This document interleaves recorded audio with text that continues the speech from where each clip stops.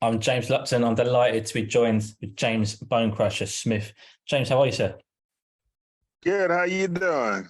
Very good, very good. Again, thank you for joining me. We're going to talk a little bit about your boxing career. We're going to go down memory lane. First of all, can you take me back to the beginning? Do you remember your first day in a boxing gym and why you went? Uh, I was in the military as an amateur. I boxed in the Army, and I got a chance to travel and do special duty and just pretty much box and have a good time. Had you ever boxed before you joined the military? Nope. And what was it about boxing that you enjoyed so much to start doing it and continue doing Well, it was attractive to the young ladies. it? Key factor right there.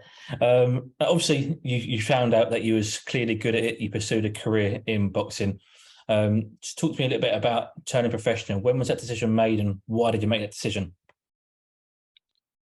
Uh, I had a chance to be on ESPN my very first fight, and it was a fight that I shouldn't have taken.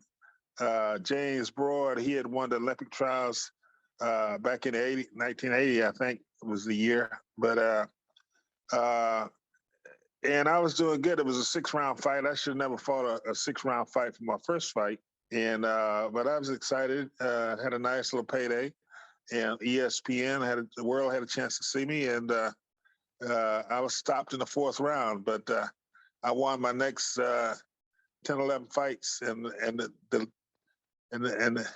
think it was that many fights, but maybe it was my 4th fight. My 4th fight was on ESPN back again, and I just took the fight.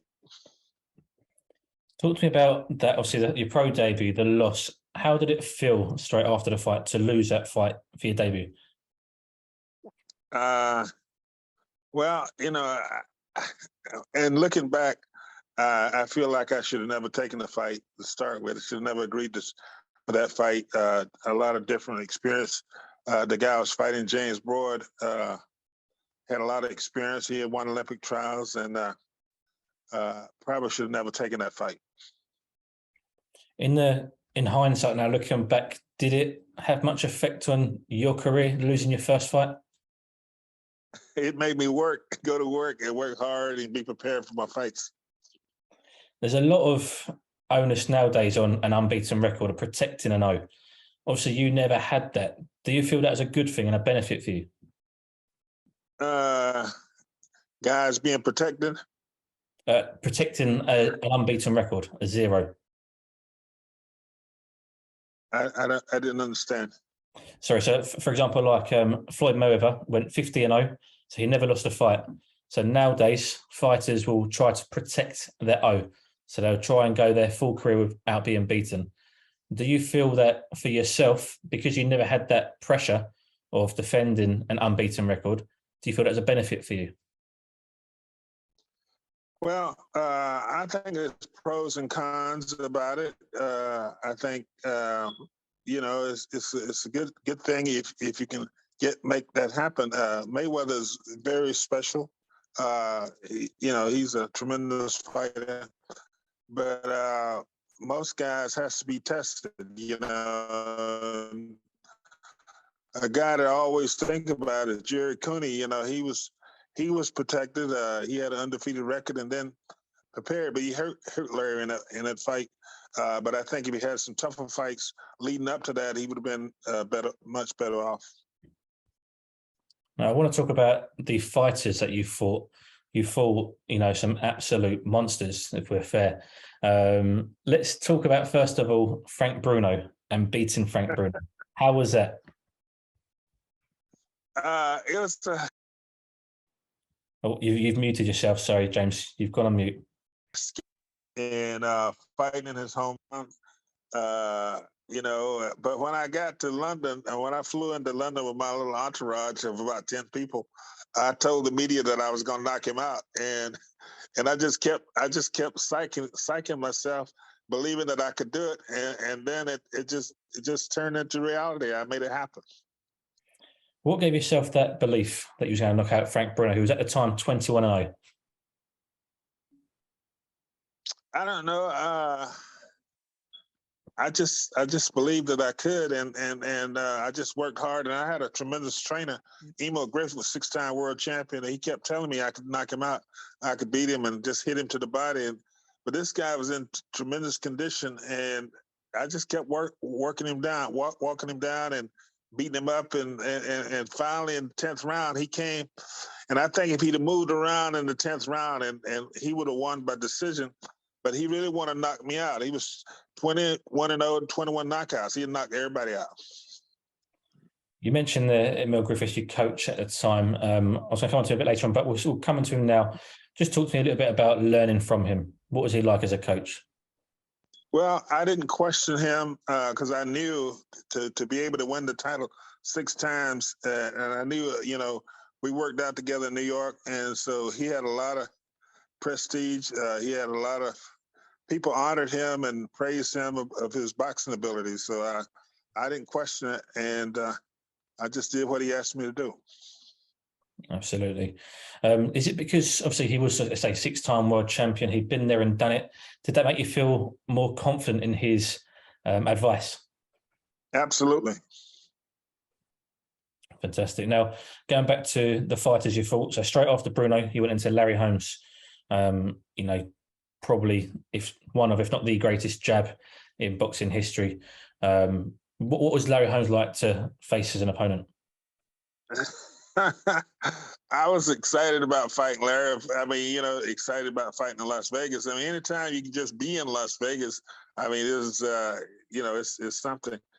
I was kind of in awe of. He had beat Muhammad Ali, beat everybody, but there again, I showed him too much respect early on. I think I could have stopped Larry as well if I started digging into the body like my trainer told me to do. Why did you? I heard him in the fight.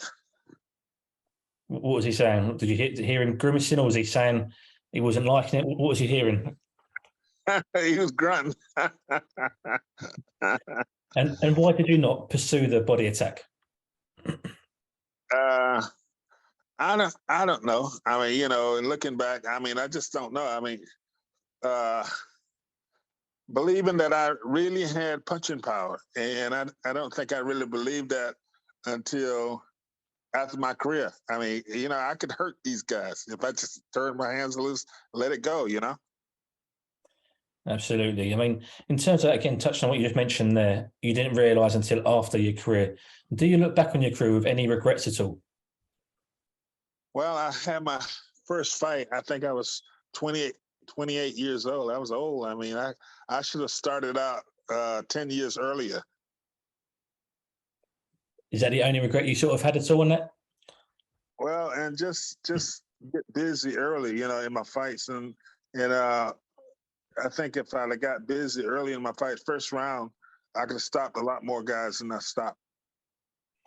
Now, again, I want to mention potentially one of the biggest names on your resume, Mike Tyson. At this point, you had lost 5 fights heading into Mike Tyson's fight, who was 28-0, the baddest man on the planet, the guy who was feared. Nobody wanted to face him. Why did you take that fight? I had a unification, and we signed to be part of that, and we tried to fight the next guy, and Tyson was the next guy in line. And what was it like to prepare for Tyson? Was it different to anybody else you prepared for? Yeah, man, it was crazy. Mike is he's a little crazy. Mike is a little different. He's short, and he ducks when he throws punches, and he comes from up under, and he's always trying to get inside. But he's a good fighter, good hand speed, and I think that's the thing that's not really mentioned a lot about Mike. But he had tremendous hand speed, and he's really known for punching power, but the hand speed is what he really had. How did you prepare for him in sparring during camp? Could you bring anybody in to replicate him with that hand speed, with the shortness for a heavyweight, with his punching power? We did it the best way we we could, but don't try to get me to remember who that was. But we had some great sparring partners. We were prepared, we were ready, and but I think what happened in that fight with me is I got caught up in the hype, and I started believing the hype that he was the baddest man on earth, and I kind of believed that. And I think a lot of the guys that he fight kind of believe that as well, because the media, if you remember, the media was really into that, and they promoted that, and he came in and kind of fulfilled that early on in the fights. What was it like to step into the ring? You stepped through those ropes on that night, and not scared as such, but you're expecting the baddest man on the planet. What, I mean, that takes some balls to firstly get in the ring, and face that sort of person. I was nervous, but I mean, you know, probably more so the end of the fights that I had. I was nervous when I went to London to fight Frank Bruno. I was nervous in all my fights, really. Is that nervous energy a good thing for a boxer? I think so. I think if he's really nervous or scared, he'll get busy early because he don't want to get hurt. I want to come to the end of your career, 1999, Larry Holmes again. Was it nice to cap off the end of your career with a familiar face? Yeah, in my hometown, and there again, both of the fights I could have beat Larry. I don't know what happened, but I got caught up in the promotion of the fight in my hometown, Fayetteville, North Carolina, and so you know. But overall, I had a good career, and I'm very excited about it, and I feel good about it. Talk to me a little bit about life after boxing. A lot of boxers struggle to step away from the ring, find something else to occupy their time. Yourself, you became a minister. You helped street life, crime, things like that. Just talk to me a little bit about that side of things and what led you down that path. Jesus Christ, my Lord and Savior. I preached, and I kind of, if I was going to preach it, I had to teach it. I had to walk the walk if I was going to talk the talk. And what was it like to do as a different career path, completely different to stepping into the ring to fight somebody? You're now trying to obviously help these young people and help them better their lives. Did that give you, fulfillment? Did that give you joy by doing that? Absolutely. I don't mind encouraging people to, and then if I can get over to the gym, I try to show them a few things about boxing. And I started the Boxing Legends Hall of Fame here in Myrtle Beach, South Carolina, and so we want to encourage people from all over the world to come and help support what we're doing in Myrtle Beach, South Carolina. Absolutely. You mentioned that you started teaching some of the youngsters to box and things like that. Over here in the UK, knife crime is rife at the moment. It is awful. There's a lot of people who are in the boxing circles who say, take them to the gym, teach them discipline, let them, let their frustrations out a different way on a punch bag rather than on the streets. How much of an advocate are you for having youngsters go into boxing rather than going to the streets? Yeah, I agree. I agree with that. And then if they want to really pursue boxing and continue it, they need to be sincere about it, and because boxing can be dangerous, and they need to take it serious. Absolutely. And the final question from me, James: do you still watch boxing now? Are you still interested in the sport? I watch it every now and then. Who are your in the heavyweight division at the moment? Who do you like to watch? Who's your go-to fighter? I don't know. It changes hands. What's the big boy that I think he stopped? Is it Tyson Fury? Not Tyson Fury, is it? Tyson Fury stopped Deontay Wilder. Yeah, Dante. Yeah, they fighting again? No, it sounds like Fury's retired, but he may come out of retirement very soon.